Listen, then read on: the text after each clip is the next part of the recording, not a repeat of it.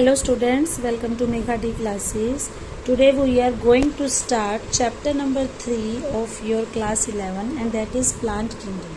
Second lesson में हमने plant kingdom के बारे में थोड़ा सा ब्रीफ में पढ़ा था और वहाँ पे मैंने आपको ये बात कही भी थी कि प्लांट और एनिमल किंगडम इसके आपके सेपरेट लेसन्स हैं, वहाँ पर हम इनकी डिटेल पढ़ेंगे।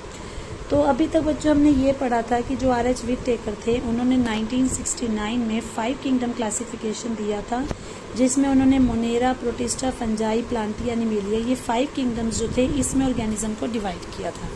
तो प्लांटी जैसे कि नाम से ही पता चल रहा है, पॉपुलरली जिसको हम प्लांट किंगडम बोलते हैं, आपको अपने आसपास जितने भी प्लांट्स दिखते हैं वो सभी इसी किंगडम के अंदर इंक्लूडेड हैं। अब इसके अलावा यहाँ पर यह भी है कि प्लांट किंगडम बनाने की नीड क्यों पड़ी। अभी तक हमने फंजाई के बारे में पढ़ा, मोनेरा के बारे में पढ़ा, प्रोटिस्टा के बारे में पढ़ा, सेल्वोज थी उनके बारे में। पहले ये समझा जाता था कि सिर्फ जिनके अंदर सेल्वोल है उनको एक कैटेगरी में रख दिया जाए, तो फंजाई, मोनेरा, प्रोटिस्टा प्लांट सब में सेल्वोल थी तो सबको एक ही कैटेगरी में रखा गया।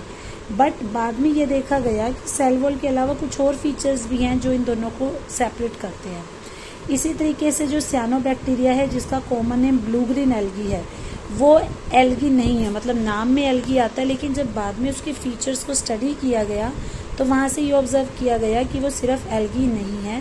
तो इसलिए एल्गी, ब्रायोफाइट्स, टेरिडोफाइट्स, जिम्नोस्पर्म और एंजियोस्पर्म्स इन सबको प्लांटी के अंडर रखा गया। एल्गी जिसको आपने 9th क्लास में थैलोफाइटा भी पढ़ा होगा। तो सबसे पहली जो क्लासिफिकेशन थी, अब ये नहीं है कि प्लांट किंगडम की क्लासिफिकेशन भी एक ही दिन में बन गई थी, नो, इसके लिए भी बहुत सारे साइंटिस्ट ने अलग अलग टाइम पे क्लासिफिकेशन करने की कोशिश की।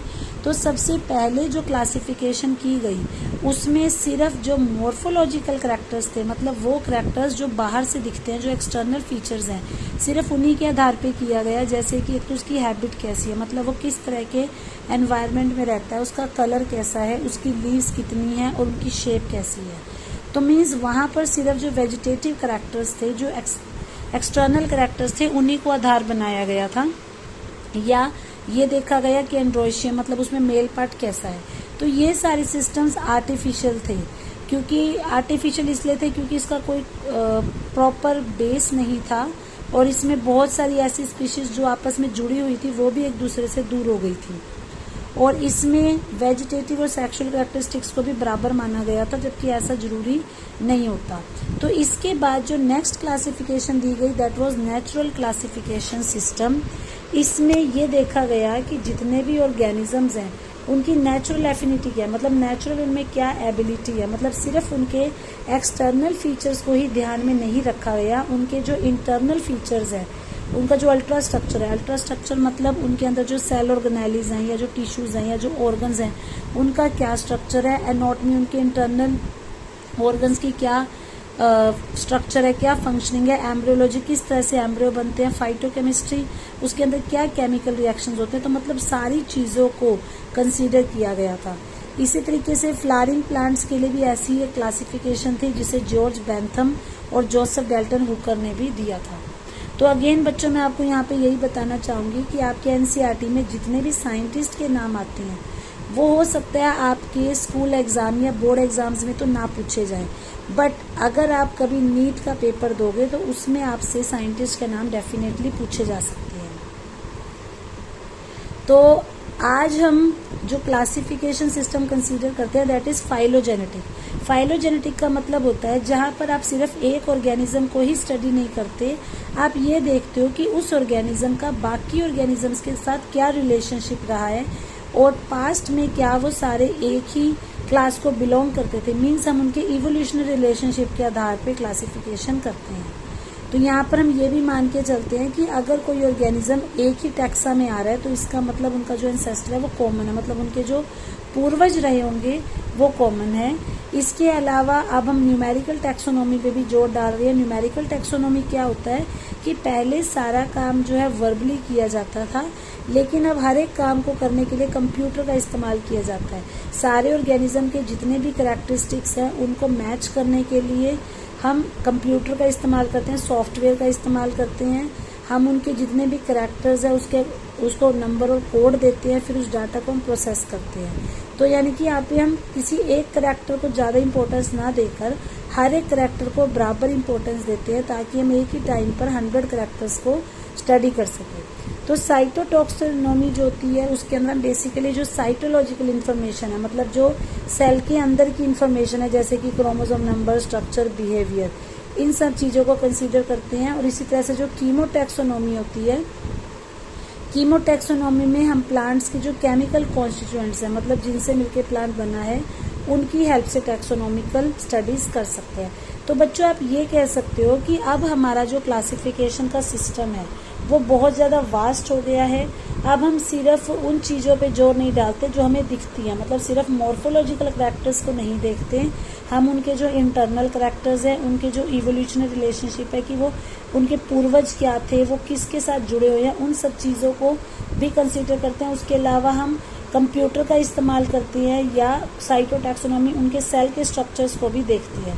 तो इसलिए अब जो क्लासिफिकेशन का सिस्टम है वो ज़्यादा रेलिवेंट है, वो ज़्यादा बेहतर है।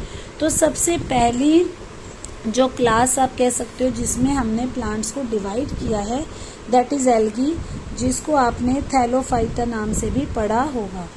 तो एल्गी, जिसको हम आम भाषा में काई बोल देते हैं, आपने देखा होगा जहाँ कहीं भी पानी रुक जाता है वहाँ पे ग्रीन ग्रीन कलर की एक लेयर सी जम जाती है, दैट इज़ एल्गी। तो एल्गी को बेसिकली प्लांट्स में क्यों रखा गया है, क्योंकि उसमें क्लोरोफिल होती है, इस वजह से वो फोटोऑटोट्रॉफिक है, they can synthesize their food themselves. तो एल्गी जो है उनमें क्लोरोफिल होती है, वो सिंपल स्ट्रक्चर है, मतलब उनमें आपको रूट, स्टेम, लीव नहीं दिखेगी। थैलोइड मतलब आपको सिर्फ एक गुच्छा दिखेगा, उसमें आप प्रॉपर पार्ट्स को सेपरेट नहीं कर सकते। ऑटोट्रॉफिक, जैसा कि मैंने बताया, अपना फूड खुद बना सकते हैं। एंड लार्जली एक्वेटिक, कि ज़्यादातर जहाँ पे पानी रहता है, चाहे वो फ्रेश वाटर हो या चाहे वो मरीन मतलब समुद्र का पानी हो, वहाँ पर इनकी ग्रोथ ज़्यादा मिलती है। इसके अलावा और भी बहुत सारी जगह है जहाँ पर भी नमी रहेगी, चाहे वो गीली मिट्टी है या चाहे वो पत्थर है या वो लकड़ी है, वहाँ पर भी ये ग्रो कर सकते हैं। और कुछ एल्गी ऐसी होती है जो फंजाई के साथ सिम्बायोटिक रिलेशनशिप में मिलती है, जिसको हम लाइकन बोलते हैं। और कई एल्गी ऐसे भी होती हैं जो एनिमल्स के ऊपर भी चिपक जाती हैं, जैसे कि स्लॉथ बियर। अब एल्गी की अगर हम फॉर्म और साइज की बात करें तो आपको एल्गी के अंदर बहुत ज़्यादा वैरायटी देखने की मिलेगी। कुछ एल्गी ऐसी होती है जो कॉलोनियल होती है, मतलब कि कॉलोनी बना के, बंच बना के रहती है, जैसे कि वॉल्वॉक्स। और कुछ एल्गी ऐसी होती है जो फिलामेंटस, मतलब अकेली फिलामेंट्स की फॉर्म में भी रह सकती है, लाइक यूलोथ्रिक्स एंड स्पाइरोगैरा। कुछ एल्गी ऐसी होती है जो मरीन यानी कि सी वाटर में रहती है, जैसे कि कैल्प्स। और मासिव प्लांट बॉडीज, मतलब बहुत ज़्यादा जगह एक्वायर कर लेती हैं, बहुत ज़्यादा कंसंट्रेशन में आपको देखने को मिल सकती है। उसके बाद बात आती है एल्गी के रिप्रोडक्शन की। एल्गी वेजिटेटिव मेथड से भी रिप्रोड्यूस कर सकता है, एसेक्सुअल से भी कर सकती है, सेक्सुअल से भी कर सकती है। अगर हम बात करें वेजिटेटिव मेथड की, तो इसमें बेसिकली फ्रेगमेंटेशन होता है, जो आपने 10th में भी पढ़ा होगा। कि अगर हम स्पाइरोगायरा एल्गी की बात करें तो स्पाइरोगायरा एल्गी, जिसके अंदर जो क्लोरोप्लास्ट है वो स्पाइरल शेप्ड होता है, तो ये अपनी बॉडी के बहुत सारे पीसेस कर लेता है, फिर हर एक पीस से एक नया ऑर्गेनिज्म बन सकता है। इसके अलावा एसेक्सुअल रिप्रोडक्शन करने के लिए ये डिफरेंट टाइप के स्पोर्स बना सकते हैं, लाइक जू स्पोर्स। और ये जो स्पोर्स हैं ये फ्लैजिलेटेड भी होते हैं, मतलब इनमें फ्लैजिला भी होता है, और ये मोटाइल भी होते हैं, मीन्स दे कैन मूव। और जब ये जर्मिनेट करते हैं तो ये न्यू प्लांट्स बनाते हैं। इसके अलावा इनमें गैमीट फॉर्मेशन भी हो सकती है, तो गैमीट्स की हेल्प से सेक्सुअल रिप्रोडक्शन भी कर सकते हैं। और ये जो गैमीट्स है ये भी अगेन फ्लैजिलेटेड भी हो सकते हैं और नॉन फ्लैजिलेटेड भी हो सकते हैं। इनका साइज एक जैसा भी हो सकता है, मतलब मेल और फीमेल एक जैसे भी हो सकते हैं, जैसे कि यूलोथ्रिक्स में होता है, या इनका साइज जो है अलग अलग भी हो सकता है। और इस तरह के रिप्रोडक्शन को हम बोलते हैं आइसोगैमस, कि जब गैमीट्स जो है बिल्कुल साइज में एक जैसे होते हैं।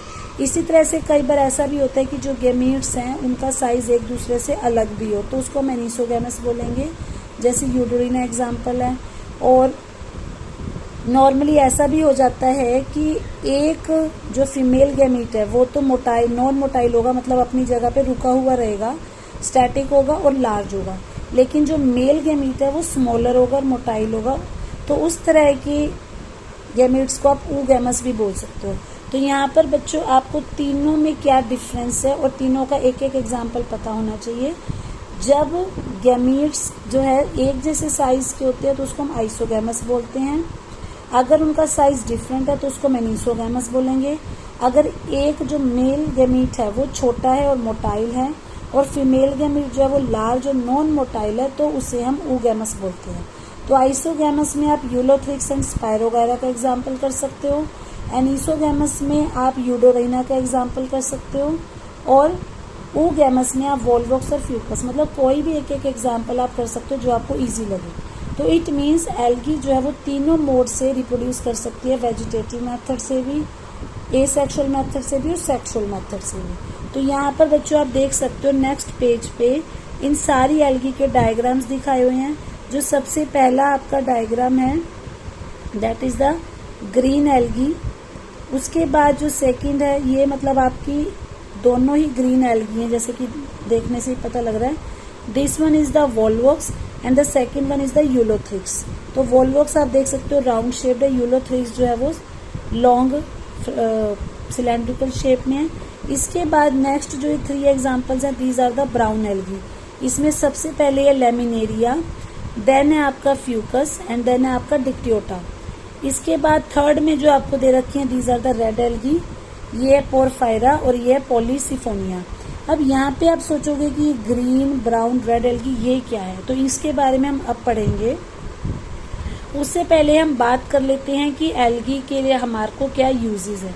हमारे लिए एल्गी बहुत ही ज़्यादा ज़रूरी है क्योंकि हमारी अर्थ पे जो कार्बन डाइऑक्साइड मिल रही है उस कार्बन डाइऑक्साइड का लगभग हाफ जो है उसको एल्गी ही फोटोसिंथेसिस के थ्रू यूटिलाइज करती है।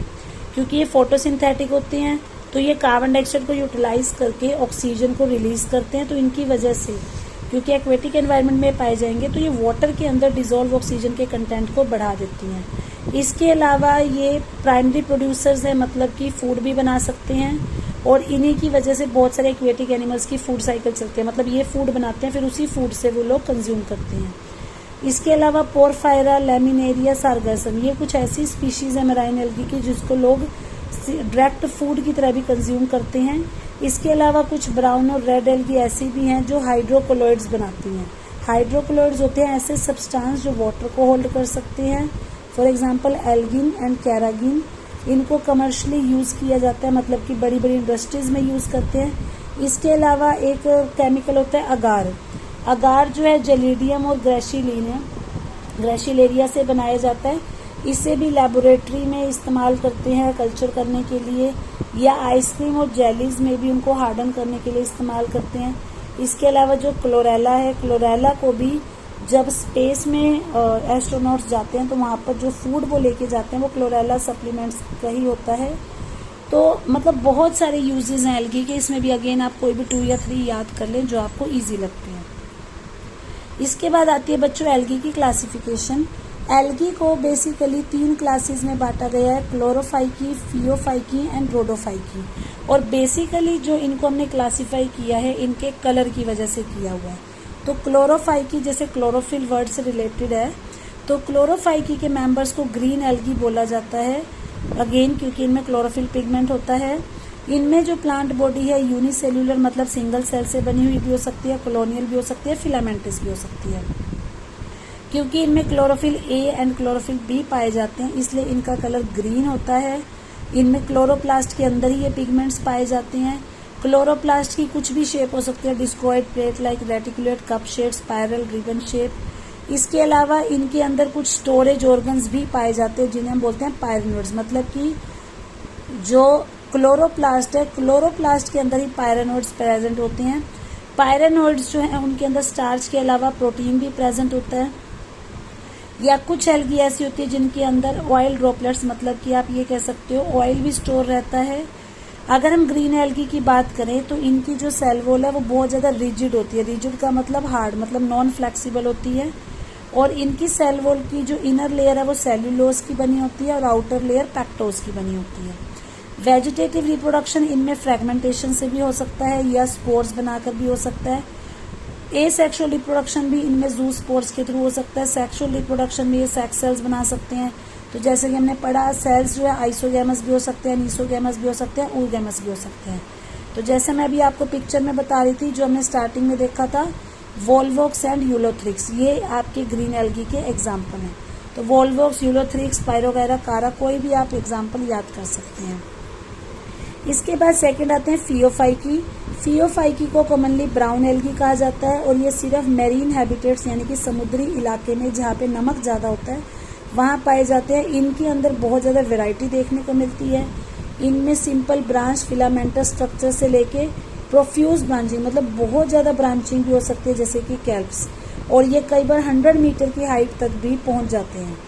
इनमें क्लोरोफिल ए और सी होगा। इसके अलावा कैरोटिनॉइड्स एंड ज़ैंथोफिल पिगमेंट्स होते हैं। इनका जो कलर है ग्रीन से लेकर ब्राउन के डिफरेंट शेड्स में हो सकता है, वो डिपेंड करते हैं इनमें ज़ैंथोफिल कितना है, क्योंकि क्लोरोफिल है तो बच्चों ग्रीन तो होगा, बट ज़ैंथोफिल की वजह से इनका कलर ब्राउन भी हो जाता है। तो वो ज़ैंथोफिल कितना ज़्यादा अमाउंट में प्रेजेंट है उसके हिसाब से ब्राउन भी लाइट या डार्क हो सकता है। और एक इसके अंदर फ्यूकोजेंथिन पर्टिकुलरली पिगमेंट होता है जो इनको कलर देता है।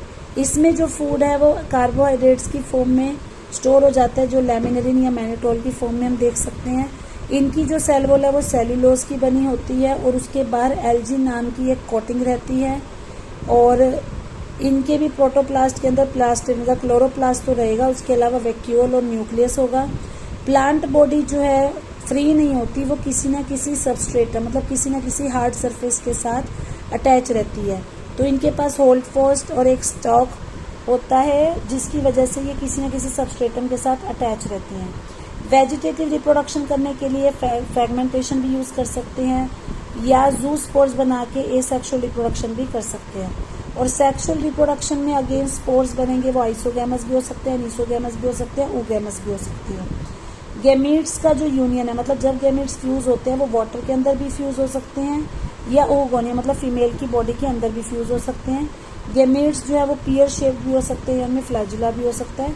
तो अगेन इतना ज़्यादा आपको डेप्थ में नहीं भी समझ आता तो कोई बात नहीं, मेनली आपको ये पता होना चाहिए कि इसमें कौन सा पिगमेंट है, ये किस तरह के हैबिटेट में पाए जाते हैं, इनके एग्जाम्पल्स क्या हैं और ये अपने आप को सबस्ट्रेटम से अटैच रखते हैं।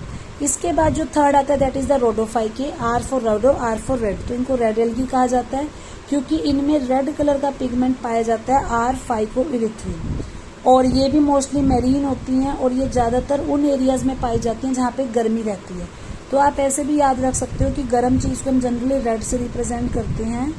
और या तो ये वेल लाइटेड रीजन्स, मतलब जो बिल्कुल पानी का सरफेस रहता है जहाँ पे सूरज की रोशनी डायरेक्ट आती है, या तो ये वहाँ पाए जाते हैं या फिर ये बिल्कुल ही समुद्र की गहराई में डेप्थ में पाए जाएंगे जहाँ पे लाइट बहुत कम होती है, क्योंकि या तो वो एरिया वार्म रहेगा या सबसे ऊपर का एरिया वार्म रहेगा। और इनकी अगर हम बात करें, ये जनरली मल्टी सेल्यूलर होते हैं और ये इनकी बॉडी ऑर्गेनाइजेशन बहुत ज़्यादा कॉम्प्लेक्स होती है।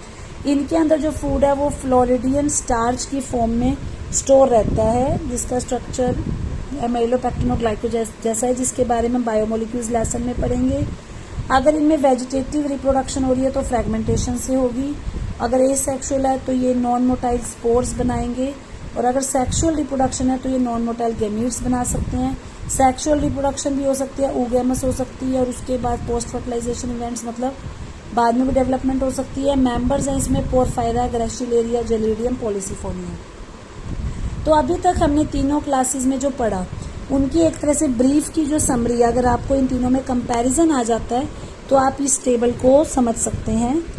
तो इसमें जो क्लोरोफाइकी है, फियोफाइकी है, रोडोफाइकी, सबसे पहले उनका कॉमन नेम दिया हुआ है, जैसे इसको हम ग्रीन एल्गी बोलते हैं, फियोफाइकी को ब्राउन एल्गी, इसको रेड एल्गी। उसके बाद बताया गया कि किसमें कौन सा पिगमेंट प्रेजेंट है। क्लोरोफाइकी में क्लोरोफिल ए और बी होता है, फियोफाइकी में क्लोरोफिल ए सी के साथ ज़ैंथोफिल पिगमेंट फ्यूकोजेंथिन होता है, और रोडोफाइकी में क्लोरोफिल ए और डी के साथ फाइकोइरिथ्रिन पिगमेंट होता है। इसमें जो फूड है वो स्टार्च की फॉर्म में स्टोर रहेगा, इसमें मैनिटोल या लैमिनेरिन, और इसमें फ्लोरिडियन स्टार्च। इनकी जो सेल वॉल है वो सेल्यूलोज की बनी होती है, इसमें सेल्यूलोज के अलावा एल्जिन की भी कोटिंग होती है, इसमें सेल्यूलोज, पैक्टिन और पॉलीसल्फेट एस्टर्स होती है। अगर हम फ्लैजिला की बात करें, उनके नंबर, उनकी पोजीशन, तो इसमें 2 से लेकर 8 तक फ्लैजुला हो सकते हैं। सारे फ्लैजुला इक्वल होंगे और एपिकल होंगे। एपिकल मतलब उसके एपेक्स किनारे पे लगे होंगे। इसमें 2 होंगे लेकिन दोनों यानिकुलर लेटरल मतलब साइड्स में लगे हो सकते हैं, और इनमें फ्लैजुला एब्सेंट होता है। ये बेसिकली फ्रेश वाटर में या जो ब्रैकिश वाटर और सोल्ट वाटर है उसमें रहते हैं। ये फ्रेश वाटर में कम मिलते हैं, जो ब्रैकिश वाटर मतलब जो सोल्टी वाटर समुद्र का पानी उसमें ज़्यादा मिलते हैं। ये फ्रेश वाटर में भी मिल सकते हैं लेकिन मोस्टली मरीन वाटर में मिलते हैं। तो आज बच्चों हमने प्लांट किंगडम की इंट्रोडक्शन और एल्गी और उसकी डिफरेंट क्लासेस के बारे में पढ़ा। आप इस वीडियो को अच्छे से समझें और अगर आपको कोई चीज़ नहीं समझ आती तो आप मुझसे कमेंट करके पूछ सकते हैं।